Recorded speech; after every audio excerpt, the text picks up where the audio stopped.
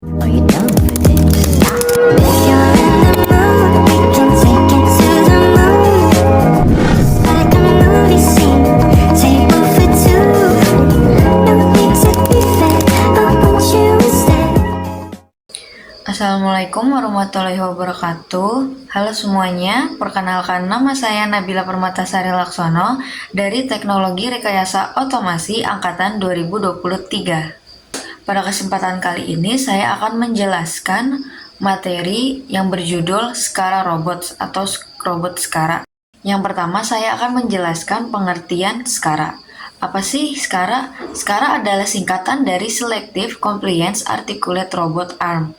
Ini adalah lengan robot yang memiliki rentang gerak serbaguna di bidang XY. Lengan robot ini dapat bergerak vertikal juga, tetapi posisi sumbu vertikal tetap. Robot Skara adalah jenis robot industri yang dirancang untuk tugas-tugas yang membutuhkan kecepatan dan presisi tinggi dalam bidang horizontal. Dengan robot Skara, banyak digunakan dalam aplikasi perakitan, pemindahan bahan, dan pengemasan. Lanjut ke slide kedua, robot Skara adalah robot dengan jumlah sumbu sebanyak 4 sumbu. Robot Skara tidak memiliki gerakan pitch dan yaw seperti robot 6 sumbu. Sebagian besar aplikasi pick and place dan perakitan kecil yang melibatkan pemindahan bagian dari titik A ke titik B cocok untuk robot Skara karena ini biasanya hanya melibatkan pemindahan bagian dalam XYZ dengan beberapa rotasi pada sumbu Z. Kita lanjut ke fungsi. Fungsi dari robot Skara sendiri, robot ini adalah operasi pick and place yang membutuhkan presisi, kecepatan, dan gerakan halus. Karena alasan ini, robot ini sangat populer untuk aplikasi seperti perakitan elektronik dan produksi makanan. Lanjut ke jenis-jenis gerakan join dan link. Apa sih join dan link? Join sendiri memiliki arti sendi, dan link adalah lengan. Yang pertama ada rotasi pada dasar shoulder. Shoulder adalah gerakan yang memungkinkan lengan bagian atas, upper arm, untuk berputar 360 derajat di sekitar sumbu vertikal. Yang kedua ada rotasi pada siku atau elbow. Elbow atau siku, gerakan ini memiliki lengan bagian bawah, forearm, yang bergerak relatif terhadap lengan atas. Yang ketiga ada gerakan vertikal atau naik turun. Vertikal sendiri memiliki end effector yang bergerak vertikal untuk mengambil atau meletakkan suatu komponen. Yang terakhir ada rotasi end effector. End effector ini gerakannya tuh memutar kayak gripper, penyedot atau alat lainnya untuk orientasi yang tepat.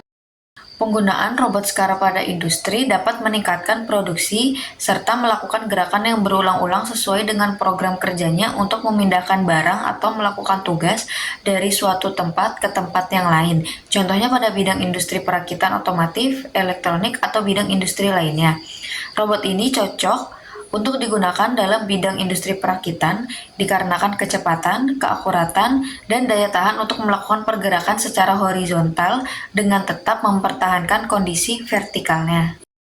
Saya akan membahas kelebihan dan kekurangan pada robot Skara, tetapi saya akan membahas yang kelebihan dahulu. Yang pertama, ada kecepatan tinggi dan efisiensi yang akan membuat produksi lebih cepat, dan dapat mengurangi waktu siklus dan meningkatkan kecepatan produksi. Contoh aplikasinya seperti perakitan komponen elektronik, yaitu memasang komponen kecil pada papan sirkuit cetak atau PCB dengan cepat dan akurat. Yang kedua ada presisi dan akurasi tinggi. Manfaatnya kualitas produk lebih baik dan cacat itu bakal berkurang.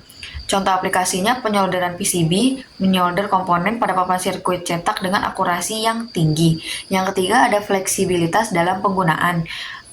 Fleksibilitas dalam penggunaan itu kayak adaptasi cepat beradaptasi dengan perubahan dalam lini produksi. Contoh aplikasinya pengambilan dan penempatan pick and place, mengambil barang dari satu lokasi dan menempatkannya di lokasi lain dalam proses produksi. Kelebihan yang terakhir yaitu ada penghematan ruang. Penghematan ruang itu manfaatnya dapat instalasi mudah, memerlukan ruang yang relatif kecil untuk instalasi. Contoh aplikasinya itu perakitan di area terbatas. Dengan menggunakan robot Skara di lini perakitan dengan ruang terbatas, pengemasan di pabrik kecil, mengemas di produk mengemas produk di pabrik dengan ruang operasional yang terbatas juga bisa. Lanjut, kita membahas kekurangan dari robot Skara sendiri. Yang pertama ada keterbatasan sumbu Z, tidak cocok di semua aplikasi. Kayak kurang ideal untuk tugas yang membutuhkan gerakan vertikal yang kompleks atau fleksibilitas tinggi di sumbu Z. Yang kedua ada biaya implementasi.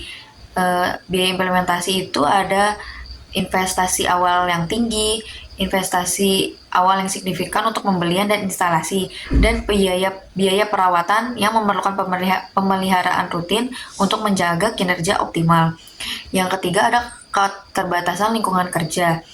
Keterbatasan lingkungan kerja ini kayak di lingkungan si robot sekarangnya itu, kayak robot sekarang pasti kan ada di lingkungan industri. Lingkungan industri itu terkenalnya kayak suhu ekstrim, kelembaban tinggi, dan kondisinya lingkungannya itu berdebu.